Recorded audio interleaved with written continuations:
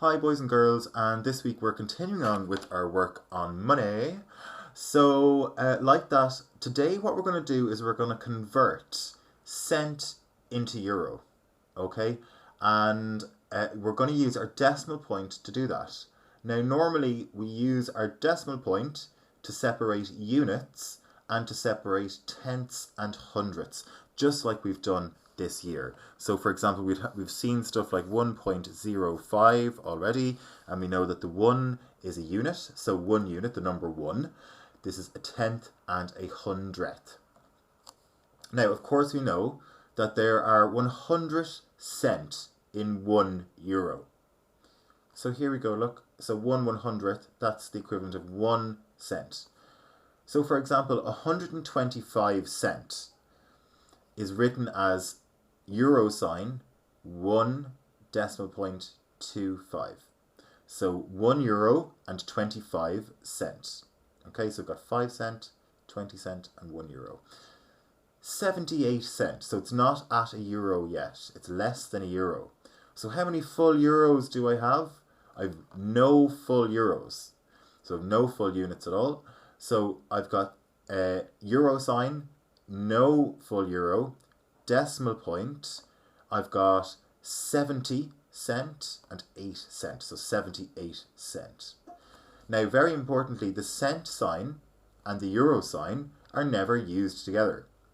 So it's either 36 cent or 0.36 of a euro. All right? So your exercise for today is to write the amounts using the euro sign. Okay, so all of your answers are going to look something like this. Now, what we're going to do is go through a few examples. We're going to do number 1, number 4, number 7, number 9. Now, in your copy, I'd like you to do all of them, but I'm doing some examples here for you, and if you need a hand, you can stop the video and look back at it. All right, let's have a look at the number 1, 43 cent. How many full euros do I have there? Well, I don't even have half a euro. I don't even have 50 cents. So I've got no, and don't forget my euro sign first of all, no full euros. My decimal point, which is very important.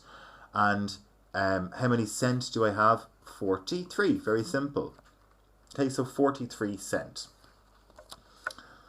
Now, the next one, number 2, then we'll do 68 cent. It's very similar. How many full euros do I have? Well, I don't have any, unfortunately. I've got 6 tens and 8 units. Sorry, 6 tenths and 8 hundredths, excuse me. So that's 60 cent and 8 cent out of 100 cent, isn't it? Now, it gets a little bit trickier by number 4. It's 155 cent. So before I didn't have any full euros, but here I have 1 full euro, for sure, and I have 55 cent as well. So 1 euro and 55 cent is what I want to write down. 1 euro and 55 cent. That looks good. And remember, I'm not putting a cent sign after that. That would be incorrect. Okay, 307. Now, of course, it gets a little bit more tricky when you introduce zeros in different places, but don't worry, it's all still to do with place value. So I've got my full euro here, my unit. I've got my tenth, and I've got my hundredth. And that's 7 cent, no cent, and, well, 300 cent or 3 euro. It's a lot of money. So, euro sign, 3 euros, decimal point. I don't have any 10 cent coins as such, and I have 7 cent. So 3.07 euros. Now the last one is probably the trickier one, and there's a 6 cent one to do as well. 3 cent. So you really don't have a lot of money here. Not much you can buy with 3 cent. So how many full euros do you have? You definitely have. You don't have 3 euros. No, you can forget about that. You've got no euros. And actually you've only got 3 cents. I have a 2 cent coin and a 1 cent coin.